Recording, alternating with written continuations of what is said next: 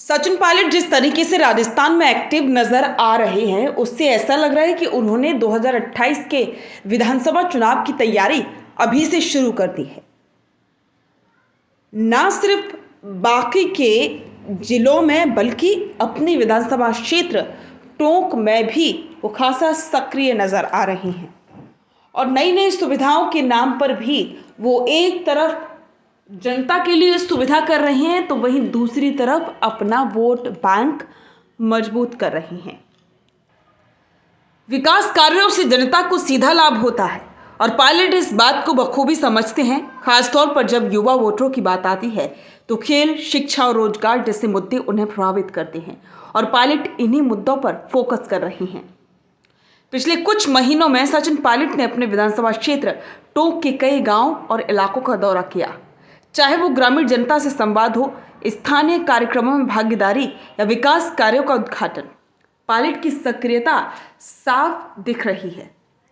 एक नेता का लगातार क्षेत्र में मौजूद रहना केवल विकास की निगरानी के लिए नहीं होता, बल्कि ये जनता को ये संदेश भी देता है कि उनका नेता उनके बीच है, उनकी समस्याओं को सुन रहा है और समाधान की दिशा में कदम उठा रहा है।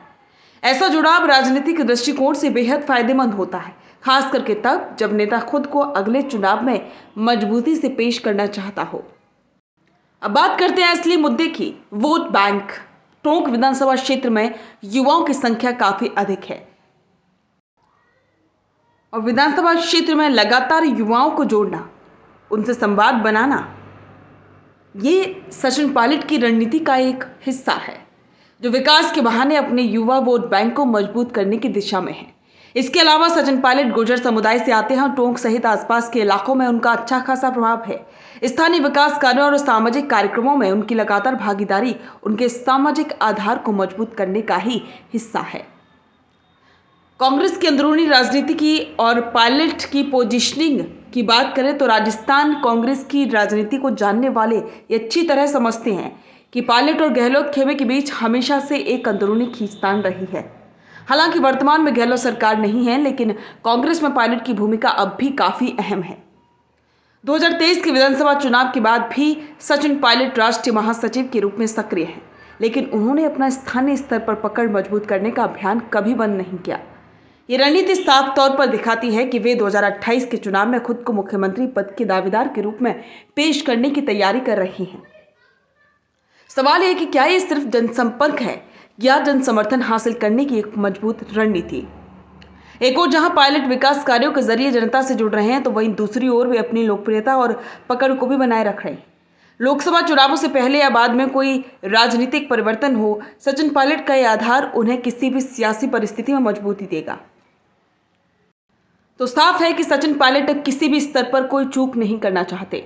उन्होंने विकास, युवाओं पर फोकस और सामाजिक जुड़ाव तीनों मोर्चों पर काम शुरू कर दिया है। टोंक में इंडोर स्टेडियम और रनिंग ट्रैक की घोषणाएं इसका साफ संकेत हैं कि पायलट 2028 विधानसभा चुनाव को लेकर पूरी तरह अब एक्टिव हो चुके हैं। अब देखना ही होगा कि क्या पायलट की रणनीति उन्हें कांग्रेस के अंदर और जनता के बीच अगली बड़ी भूमिका दिलवा पाएगी या नहीं। कमेंट में अपनी राय जरूर दें।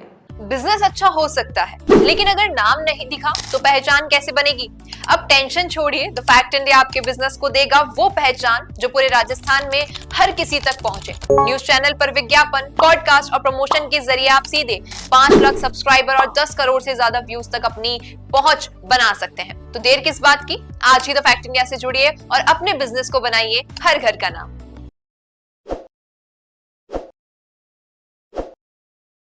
ताज़ा खबरों के लिए विजिट करें द फैक्ट इंडिया की वेबसाइट और डाउनलोड करें द फैक्ट इंडिया ऐप।